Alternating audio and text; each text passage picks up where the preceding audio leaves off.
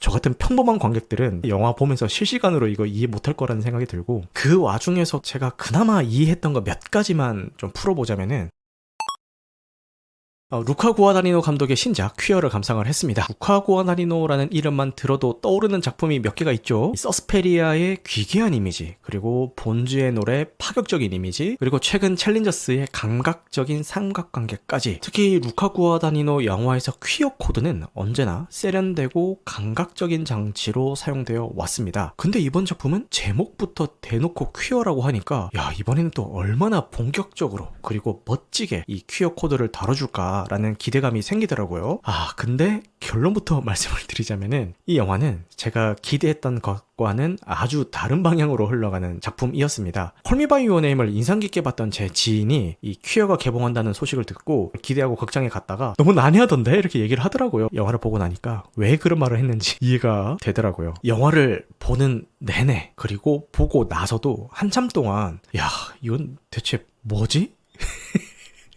라는 생각이 꼬리에 꼬리를 물면서 저 역시도 좀 난해한 작품이었고요. 이 영화의 중반까지는 좋았습니다. 감독의 장기가 마음껏 발휘되는 그야말로 감각적인 장면의 향연이거든요. 이 영화는 멕시코시티를 배경으로 제대한 군인 윌리엄 리가 젊고 매력적인 유진 앨런튼에게 속수무책으로 빠져드는 과정을 그리고 있는데요. 이 과정을 담아내는 화면의 모든 것이 그야말로 깔끔함 그 자체입니다. 한 올의 흐트러짐도 없어 보이는 두 주인공의 옷차림부터 시작해서 포마드로 깔끔하게 빗어 넘긴 머리, 화면을 구성하는 소품 하나하나까지도 다 제자리를 정확하게 지키고 있는 듯한 미장센은 정말 보는 맛이 있더라고요. 특히 유진 역을 맡았던 드류 스타키가 처음 등장하는 장면은, 와, 진짜 이 댄디함의 의인화라는 표현이 딱 맞을 정도로 인상적이었습니다. 완벽한 핏의 옷을 딱 입고 깔끔하게 나타난 그 모습은 윌리엄 리뿐만 아니라 저도 홀릴 뻔 하더라고요.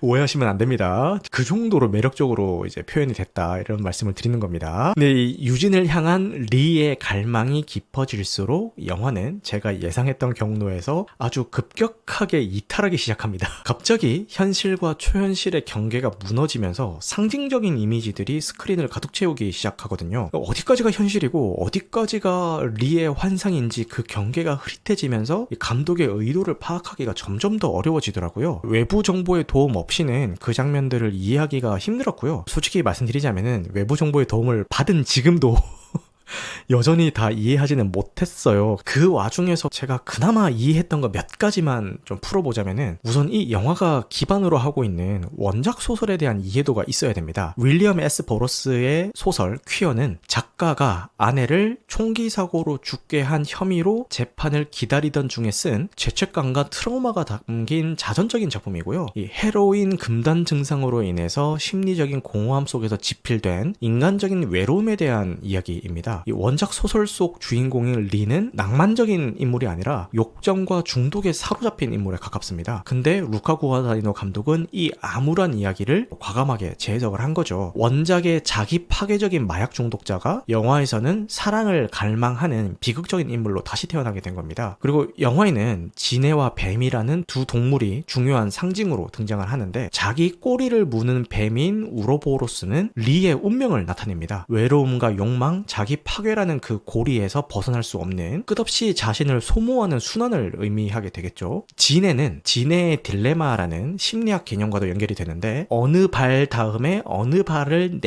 내딛느냐라는 질문을 받은 지네가 자신의 걸음걸이를 의식하기 시작한 순간 오히려 발이 꼬여버렸다라는 이야기가 있죠. 영화 속의 윌리엄 리가 바로 그 지네입니다. 리는 이미 자신의 정체성을 받아들인 인물이지만 나이든 퀴어로서 어떻게 살아가야 하는가, 망가져가는 지금의 내가 여전히 사랑받을 자격이 있는가라는 끊임없는 질문을 스스로에게 던집니다. 한때는 본능적이고 자연스러웠을 사랑이라는 감정이 스스로에게 계속 던지고 있는 그 질문으로 인해서 지네의 발처럼 꼬여버린 거죠. 그래서 이 야해라는 환각식물을 통해서 이 막혀버린 감정을 뚫어보려고 합니다. 이 영화 속에서 야해는 텔레파시 능력을 부여해서 자신의 감정을 타인에게 온전히 전할 수 있게 해주는데, 이거는 말로 설명할 수 없는 자신의 사랑과 고통을 어떻게든 전달하고 싶은 의도로 보였습니다. 그런 리에게 유진은 단순한 사랑의 대상을 넘어서가지고 자신이 잃어버린 젊음이 구현된 환영과도 같다라고 생각이 들었는데, 유진을 통해서 리는 시간을 이 젊었던 시절로 돌리고 싶고 다시 사랑받고 싶고 이제 살아있음을 느끼고 싶어 하죠. 더 나아가서는 젊은 시절의 본인의 모습에 대한 자기애처럼 느껴지기도 했습니다. 아직 퀴어 정체성이 확실하지 않았던 그 찬란하고 아름다웠던 젊은 시절의 자신을 형상화시켜서 이제 유진의 모습으로 그리워하는 거죠. 나이 든 리가 느끼는 고독은 단순히 퀴어이기 때문에 느끼는 그 고통을 넘어서서 나이가 들어감에 따라 스스로에게 사랑받을 자격이 있는가에 대한 질문을 던지는 불안함마저 느껴지게 만들죠. 이 밖에도 많은 부분들이 원작 소설과 원작 소설을 집필한 윌리엄 S. 버로스라는 인물에 대한 이해가 있어야 이제 해석이 가능한데, 그런 기반 지식이 없는 저는 아직도 완전히 이해는 못하고 있고요. 네, 이 부분에 대해서는 좀 양해를 부탁드리겠습니다. 그만큼 가볍게 즐기고 나올 수 있는 영화는 아닌 것 같아요. 그러니까 관객들에게 끊임없이 질문을 던지고 생각하게 만드는, 어떻게 보면은 좀 숙제 같은 작품이라는 생각도 좀 들었고, 도전적인 실험 영화를 즐기는 분들한테는 좀 인상 깊게 느껴질 수도 있겠다, 이런 생각이 들었습니다. 루카 구아다니노 감독은 이 영화를 통해서 당신은 지금 사랑하는 일, 살아가는 일 그 자체를 즐기지 못하고 과거에 찬란했던 순간에 집착하면서 스스로를 너무 의식한 나머지 아무것도 못하게 된 지네가 되어버린 게 아닌지 한번 생각해보세요 라고 말하는 것 같기도 했고요. 초중반까지는 아름다움에 취했는데 후반에서부터 나오는 그 난해함에 취했던 게 깨지는 제가 어디 가서 스스로 시네필이라고 이야기 안 하는 이유가 다 있죠. 이런 작품 혼자 해석 못합니다. 네이키드 런치에서도 많이 이어지더라고요 라고 하는데, 네이키드 런치의 원작 자가 바로 이 퀴어의 원작자와 동일 인물입니다. 두 작품이 구조적으로 많이 닮아있다라는 이야기가 있더라고요. 푸른별님이 답글을 남겨주셨습니다. 윌리엄 리가 육체적으로만 남자에게 끌리고 정신적으로는 본인이 퀴어인 것을 받아들이지 않았다가 마지막에서야 인정하는 이야기인 것 같은데, 그냥 그렇구나 싶었습니다. 아무렇지도 않게 넘기면은 아무렇지도 않게 넘어가는데 저는 그게 잘 안 되더라고요. 자꾸 저 장면은 뭘까? 갑자기 심장을 왜 토하는 걸까? 갑자기 우주로 날아갔다가 땅에 착지는 왜 하는 걸까? 두 사람의 몸이 마치 두 슬라임을 합치는 것처럼 이렇게 막 섞이는 거는 야훼를 먹음으로 해서 이제 서로가 하나가 된다는 걸 묘사하는 건가? 아니면은 결국 그 두 명은 하나인 거고 단순히 리가 전문 시절에 환영을 만든 게 유진이라서 그냥 이렇게 둘이 합쳐지는 걸 형상화한 건가? 갑자기 유진을 총으로 왜 쏴 죽이지?